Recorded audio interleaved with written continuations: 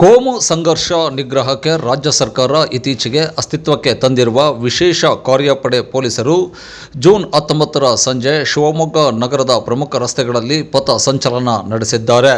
ಈ ಕುರಿತಂತೆ ಜಿಲ್ಲಾ ಪೊಲೀಸ್ ಇಲಾಖೆ ಬಿಡುಗಡೆ ಮಾಡಿದ ಪ್ರಕಟಣೆಯಲ್ಲಿ ಮಾಹಿತಿ ನೀಡಿದೆ.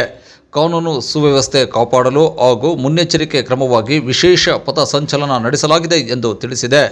ಎಎ ವೃತ್ತದಿಂದ ಆರಂಭವಾದ ಪಥ ಸಂಚಲನವು ಎಂಕೆಕೆ ರಸ್ತೆ, ಸಿದ್ದಯ್ಯ ವೃತ್ತ, ಬಿಬಿ ರಸ್ತೆ, ಸೀಗೆಹಟ್ಟಿ ಬೈಪಾಸ್ ರಸ್ತೆ, ನ್ಯೂ ಮಂಡ್ಲಿ, ಇಮಾಂ ಬಾಡ, ಇಲಿಯಾಸ್ ನಗರ, ಆರ್ಎಂಎಲ್ ನಗರ, ಟೆಂಪೋ ಸ್ಟ್ಯಾಂಡ್, ಓಟಿ ರಸ್ತೆ ಮುಖಾಂತರ ಮತ್ತೆ ಎಎ ವೃತ್ತದಲ್ಲಿಯೇ ಅಂತ್ಯಗೊಂಡಿದೆ. ಸದರಿ ಪಥ ಸಂಚಲನದಲ್ಲಿ ವಿಶೇಷ ಕಾರ್ಯಪಡೆಯ ಅಧಿಕಾರಿ ಸಿಬ್ಬಂದಿಗಳು ಹಾಗೂ ಶಿವಮೊಗ್ಗ ನಗರದ ಪೊಲೀಸ್ ಅಧಿಕಾರಿ ಸಿಬ್ಬಂದಿಗಳು ಭಾಗಿಯಾಗಿದ್ದರು ಎಂದು ಪೊಲೀಸ್ ಇಲಾಖೆ ಪ್ರಕಟಣೆಯಲ್ಲಿ ತಿಳಿಸಿದೆ. ದೇಶದಲ್ಲಿಯೇ ಮೊದಲ ಬಾರಿಗೆ ಕೋಮು ಸಂಘರ್ಷ ನಿಯಂತ್ರಣಕ್ಕಾಗಿ ರಾಜ್ಯ ಸರ್ಕಾರ ಕೋಮು ಸಂಘರ್ಷ ನಿಗ್ರಹ ಪಡೆ ರಚಿಸಿದೆ.